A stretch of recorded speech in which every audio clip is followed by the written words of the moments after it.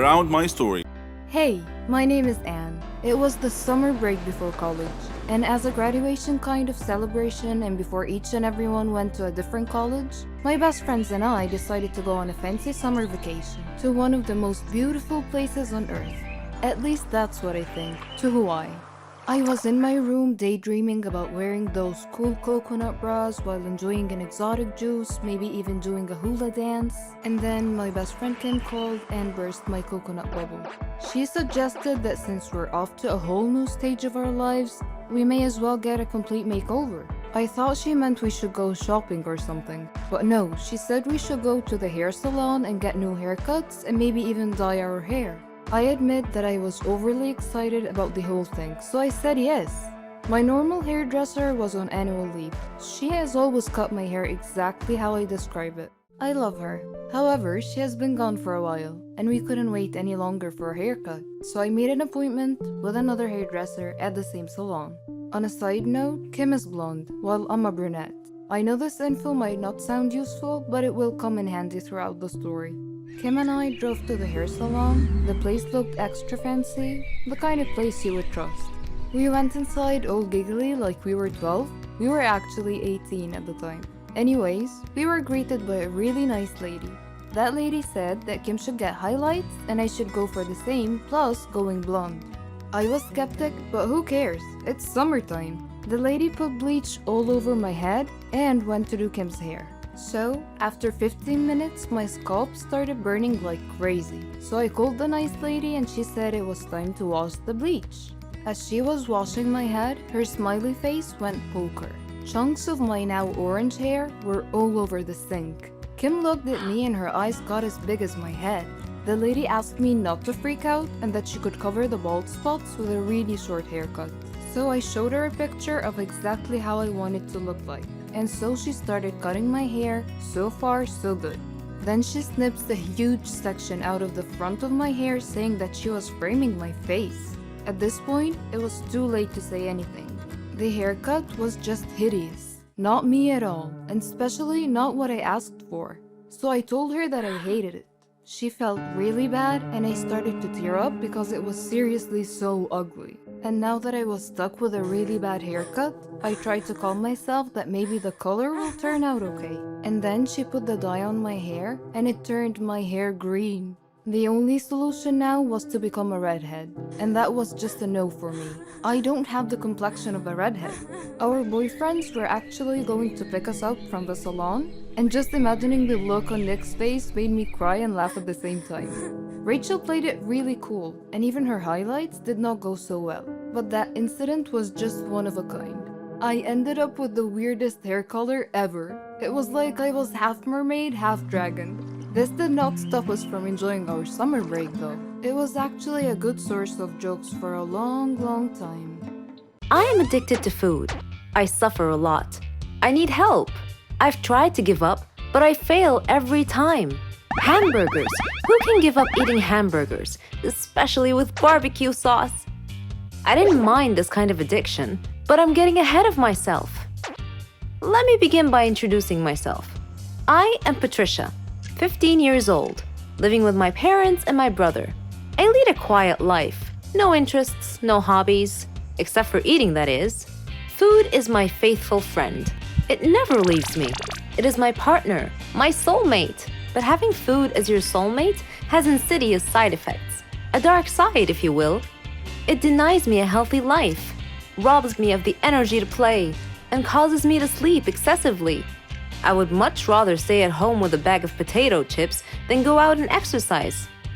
My soulmate ultimately betrayed me, though, last Thanksgiving at my granny's home. She lives in a state nearby. Granny was a clever doctor and an excellent cook at that. She could conjure up something really delicious. On that day, she had prepared barbecue turkey with nuts and other secret recipe ingredients.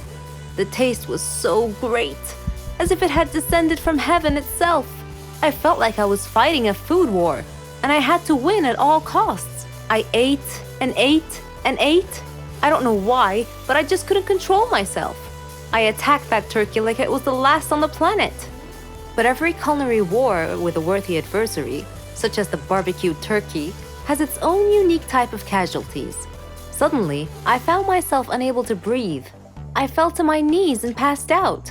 The turkey had won. I woke up later in the hospital, though, still clinging to an unfinished turkey leg. The doctor told me that I was gaining way too much weight. He said that I should be put on a diet. Diet? Man, how I hated that word.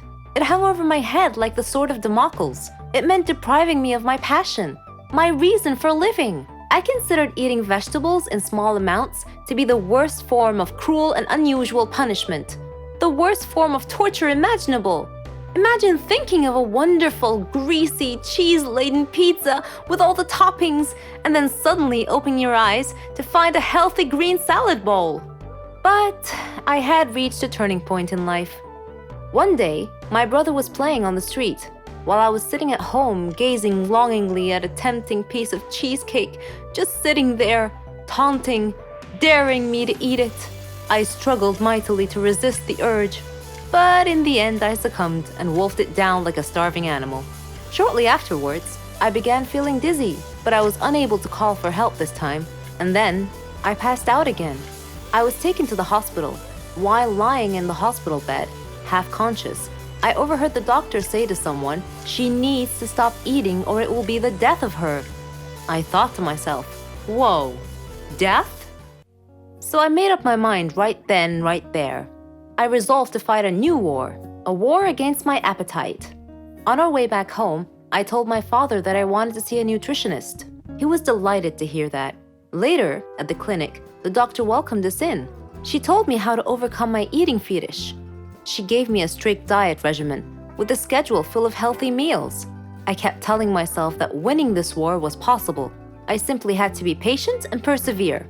I stuck to the strict diet and did some physical workouts.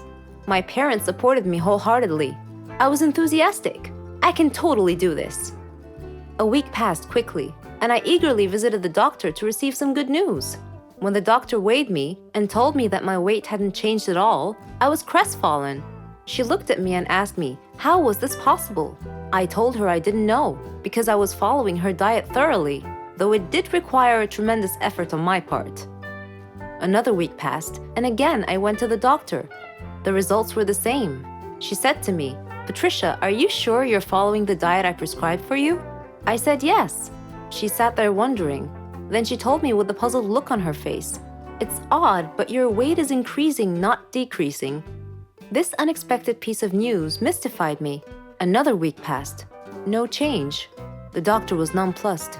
I returned home with a dejected look on my face. My father asked me what was wrong. And when I told him, he laughed. Do you believe that?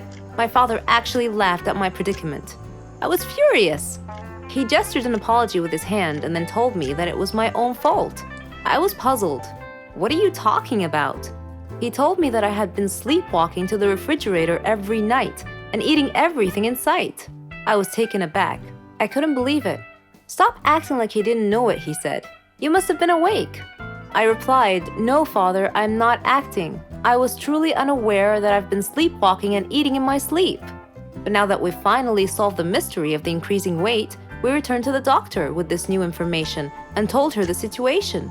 She laughed and told me that my discipline had denied my body the food it craved, but my brain had refused to cooperate and had overridden my will by urging me to eat in a subconscious state. She told me not to worry, though, that she could treat that.